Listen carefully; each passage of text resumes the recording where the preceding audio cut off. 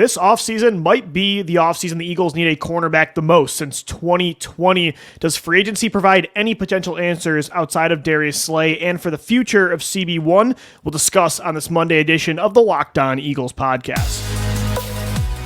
You are Locked On Eagles, your daily Philadelphia Eagles podcast.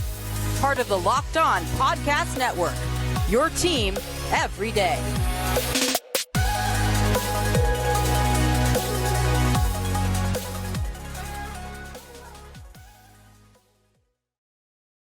Welcome in, Eagles fans. I'm Louis DiBiase, co-host of the Locked On Eagles podcast, analyst also over at Bleacher Report. He's Gino Camilleri, our scouting director, Eagles content as well on Bleacher Report, and my co-host. On today's edition of Locked On Eagles, we explore the free agent pool for potential James Bradberry replacements, and damn, do they need a replacement for James Bradberry opposite Darius Slay. Plus, we discuss the real chance Kelee Ringo and or Eli Ricks have a chance to win a job in 2024. All that and more. We thank you so much for making Locked On Eagles your first listen each and every day. Today's episode is brought to you by FanDuel. Make every moment more. Right now, new customers get $150 back in bonus bets with any $5 bet. That's $150 if your bet wins. Visit FanDuel.com/lockedon to get started. And it is crazy, Gino, because we grew up as Eagles fans always needing a cornerback. Every single year it was who's going to stop the bleeding, and it took so long to finally find Darius Slay, who for 4 years now has provided you some stability. And so did James Bradberry, and so did Steven Nelson even to a degree, and we'll talk about him actually, funny enough, later on in the show. But it is crazy. This is the first offseason in years where we're very focused on corner. Like the last few offseasons, we were focused on it because we didn't have any young corners to be potentially your long-term Slay replacement. There were times you needed your CB2 because Nelson was on a one-year deal. You didn't sign Bradberry until late into the offseason. But this year, it's like you need your long-term guy because Darius Slay outside of another year or two is going to be gone. And James Bradberry should be all but certain cut before the season starts. So they not only need an immediate starter on the boundary, but Darius Slay, like, he's still solid, but he's not the all-pro of 2021 or that caliber player from 2022. Like, they need to start figuring out two replacements pretty instantly. If you're looking at what they have in the cupboard at this position, I would say it's relatively stocked. You have some options that in terms of development, it looks promising. But is there a certain surefire, this is the guy, he's going to be your replacement? You're Patrick Surtain. Are you convinced, like, we have our CB1 in-house? Is it the Peyton Manning to Andrew Luck, just for an easy comparison when it comes to quarterback? Like, who is your all-pro replacement when it comes to Darius Slay, and what does Slay provide for you? He is your number one. He is a guy you can put on their number one guy, especially down the stretch. They started doing that, especially on a bum knee, Lou. That says a lot about how much they really trust him. And I'm intrigued to see how Fangio allows him to be his free number one self. But outside of that, you got to have somebody who's quick twitch, can run a 4.4 even into their 30s, right? Has the ability to play press, is smart enough to play zone when it matters, can tackle on the outside. Those are all things that Slay does so well, and why Howie Roseman went out and acquired him. Like you said, they were so barren. They needed somebody, and Howie said, this is a guy we're going to pay multiple premium assets for. And now you're in a position, Lou, where you're saying, should we do the same thing to potentially replace him and James Bradberry, who should never play another snap in Philadelphia because of the young guys that they have, because of the optionality to bring in guys via the draft. And also, there are some veteran options that are younger and at least can run.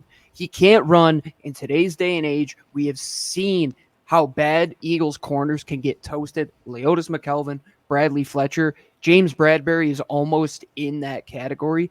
You can't go into next year with that mentality because look at your number one competitor in the division, Lou. It's Dallas. Is their offense going to slow down at scoring 30 to 35 points a game? I can't see that. Nope, and the San Francisco 49ers aren't either. And that's the thing is, like, Kelee Ringo, he's got the traits. He had some really solid tape down the stretch. He's a day one, day two type of prospect from last year that slipped to day three, but even if you draft a corner high or you pay a L'Jarius Sneed in free agency and you keep Darius Slay, Ringo within the next year or two is going to have a chance to be a starter on the boundary because, again, Slay, he's going to be here in 2024, but can you guarantee he's here beyond one more year? I won't do that at all. So there's going to be a chance to win not only one job this year, but potentially two in 2025. And when you look at free agency, it's not great. Like, I'm going to be annoying this year about drafting a corner because outside of L'Jarius Sneed, like Jalen Johnson's a free agent, but I imagine Chicago tags him when they can tomorrow with the franchise tag.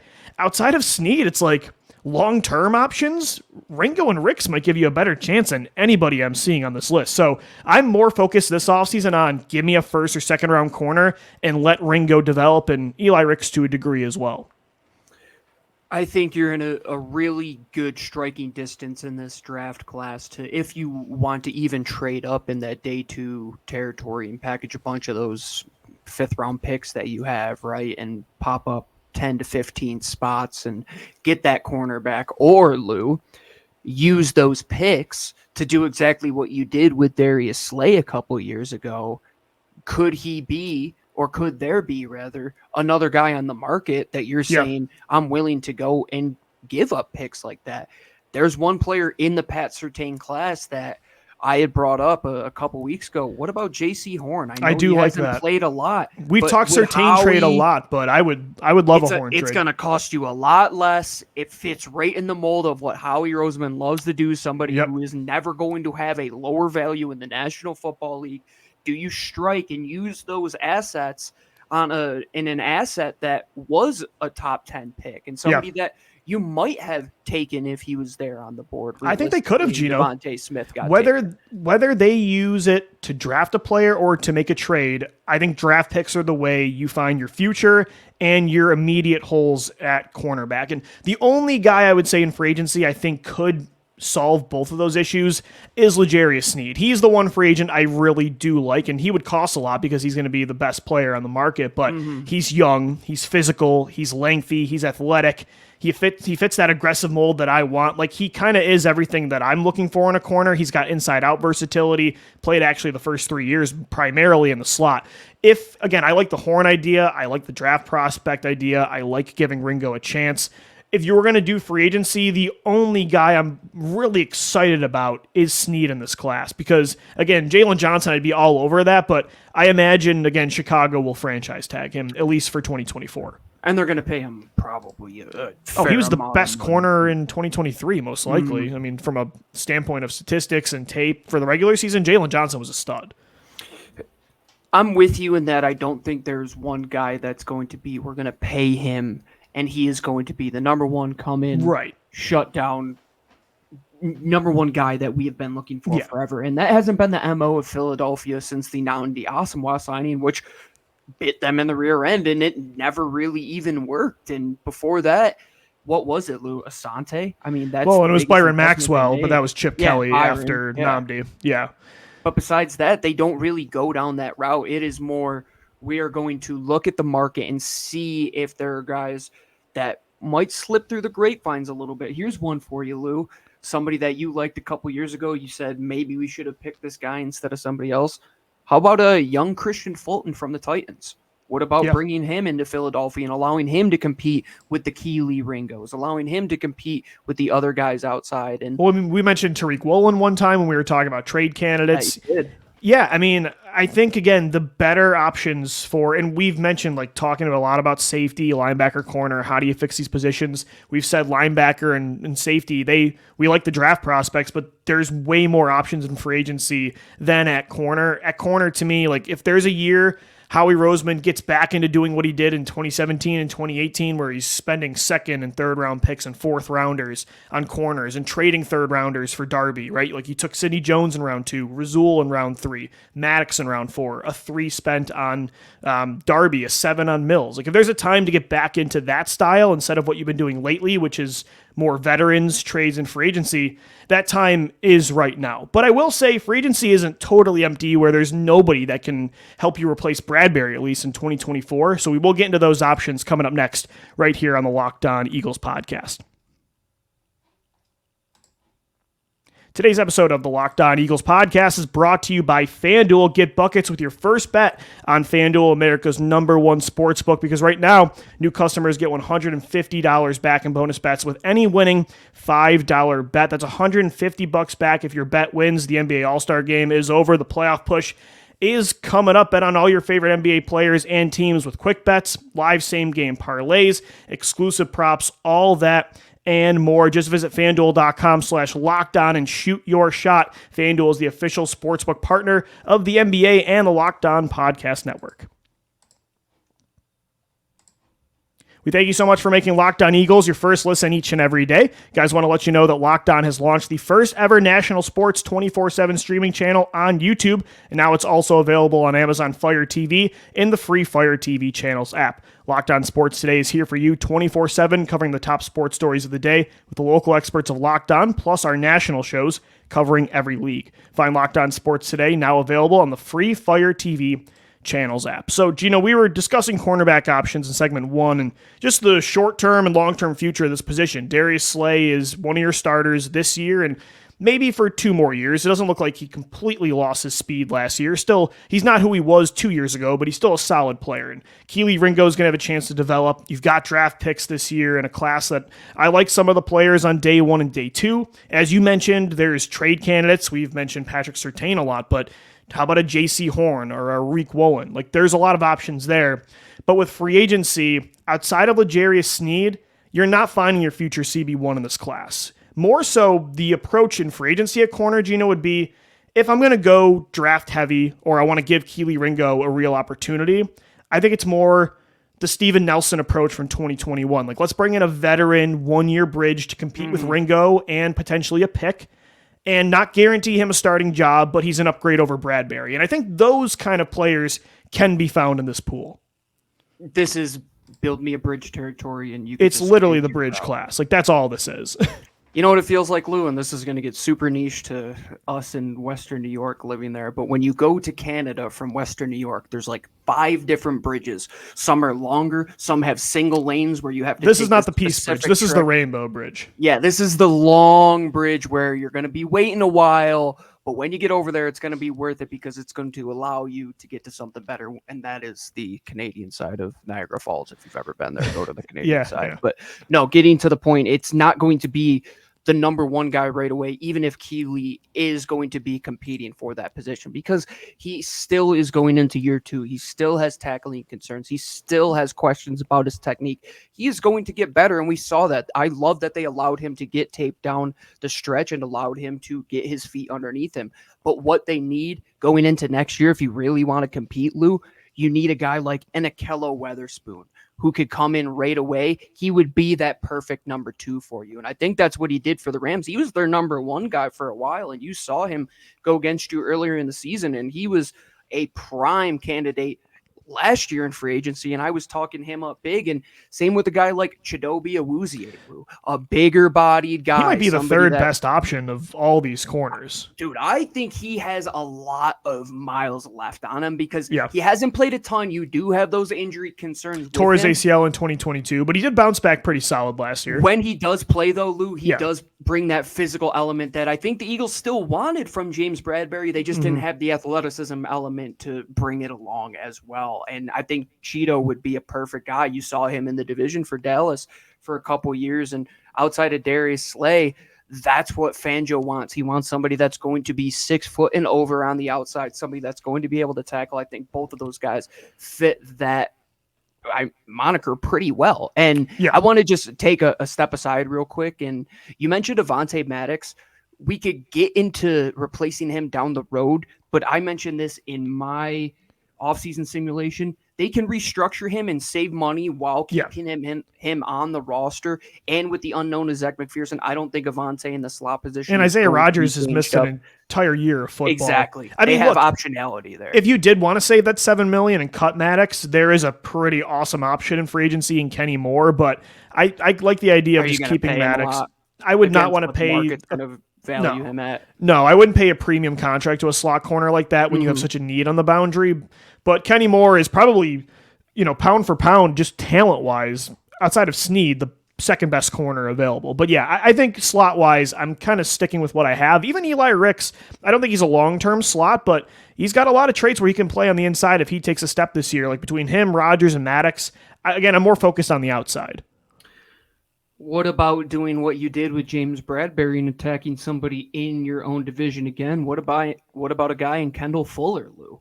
Sure. I don't think he's going to get what he was getting paid $10 million a year over another the guy in the division years. like Adoree Jackson played on an island a lot in that blitz heavy scheme. Like he's another veteran with athletic ability still. It's what bridge do you want to drive over? Yeah. That's really what it is. How about a bridge that you've already had before? What about Steven Nelson's a free agent? Don't say it, Lou. Oh, come on. He's been okay in Houston again. Like if you want to, he hasn't been that bad. I have to own that one. He did come up really big in some big time moments, especially in the playoffs for that Houston team. Again, this is not for like the long term because I'm hoping in this scenario where you bring back a Steven Nelson or like you mentioned a Fuller or an Adoree Jackson, that means you spent a premier asset in the draft. Whether like you're saying we might not even be talking 8 games that this guy is going to play. This might be like 6 to 7 games so Keeley can get his feet underneath him or whatever top 50 if Steven Nelson is starting for the Eagles this year, that means something went wrong. That means you either ignored it in the draft again, you didn't make a trade, or Ringo and Ricks didn't take that step. I think that's a fair way to look at it. And it's always not a bad plan to have that in your back pocket, right? And more often than not in Philadelphia Eagles history, it has gone wrong. The Sidney Jones, the Rasul Douglas, look at who ends up playing. It is the Cravon LeBlancs. It is the Ronald Darby's. It is the Jalen Mills. Yeah. They need to have multiple investments at that position. And the thing is, Lou, you're seeing in today's day and age, you have to play 10 guys at this position throughout the year. You don't need to just sign free agents. You also you have to have a well of these guys. You have to build out your practice squad. You have to have a list of guys you could call off the street, but the guys at the top, you have to have guys that can play a lot of minutes for you. And that's, if you're going to bring in a veteran, bring in a guy like Akello Weatherspoon, who played 93.5% of the snaps for the Rams last year, right? Or Steven Nelson, heck, he played 90% of the snaps. He always is playing. 87.5. That's what you need. You can't have that mix-up of just churning guys out at that position. How many different combinations did they have last year? Mm-hmm. It felt like a game of Mancala where you're just moving all these different pebbles around the chessboard, and they didn't have any sort of 1A, 1B. These guys are playing 16 games. We can rely on them, and we can mix and match at the other positions. No, it was Eli Ricks at times was playing meaningful minutes. I mean, heck, in the beginning of the season, who was playing minutes for them at like safety? It was Mario Goodrich was even playing in the slot at times. Like you can't get into that position again. You can't. And if it takes signing not just Steven Nelson, but multiple veteran free agents and taking multiple guys in the drafts, then so be it. Today's modern day of winning in football is having multiple guys on the back end that could stop the multiple guys in the passing game. And the Eagles have not had that in 2023. No. In this position, I feel like has been unfairly grouped in with linebacker and safety lately just because it's a huge need and it's on the second and third level of the defense. But I want to be clear, this is not the position, even over safety and linebacker, to go cheap. And Howie Roseman, just because he hasn't drafted a lot of players in the first and second round, doesn't mean he hasn't prioritized this over those other spots. Like he's invested a lot over the years of a lot of seconds, a lot of thirds through trades, free agent contracts, draft picks. Like he's definitely tried. So of the 3 positions they need help on defense with the most this year, Gino, I am the most confident he will make a splash at corner over safety and linebacker. It's a fair way to look at it, even with as much as they have invested, right? Because what they have already put in, that's a sunk cost. Moving forward, what do they need? They need to have just a surefire way to take away the pass. Vic Fangio, it's going to be predicated on allowing the run game.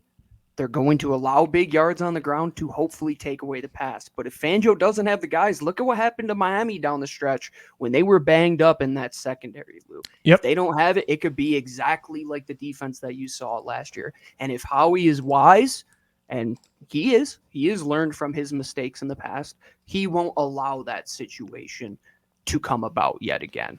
And whether it is trading for somebody, whether it's,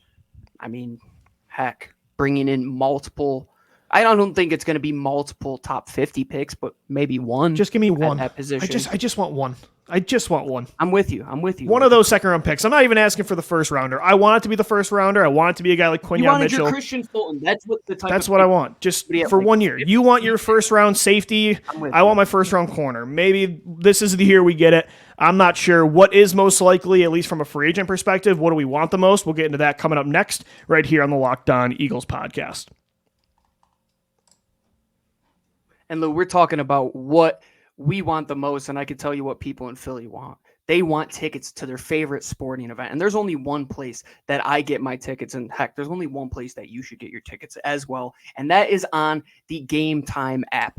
Why is that, Gino? Why should we go to Game Time? Well, if you go on the app, you look at whatever sporting event you want to go to, Flyers, the Phils are going to be coming back soon enough. They're in spring training right now. If you want to grab a ticket down in Florida, you don't even have to click into the ticket and it'll show you exactly what your seat looks like. They have zone deals, flash deals, and you could get tickets right up to the start of the event and even an hour after. So download the Game Time app today, create an account, and use code LOCKEDON for $20 off your first purchase. Terms apply. Again, create an account and redeem code LOCKEDON, LOCKEDON for $20 off. Download Game Time today. Last minute tickets, lowest price guaranteed. All right, Gino, from a free agent perspective at cornerback, what do you think is most likely for the Philadelphia Eagles? And then what would you be hoping for the most? I want to start with most likely. Like, what does Howie do in a month?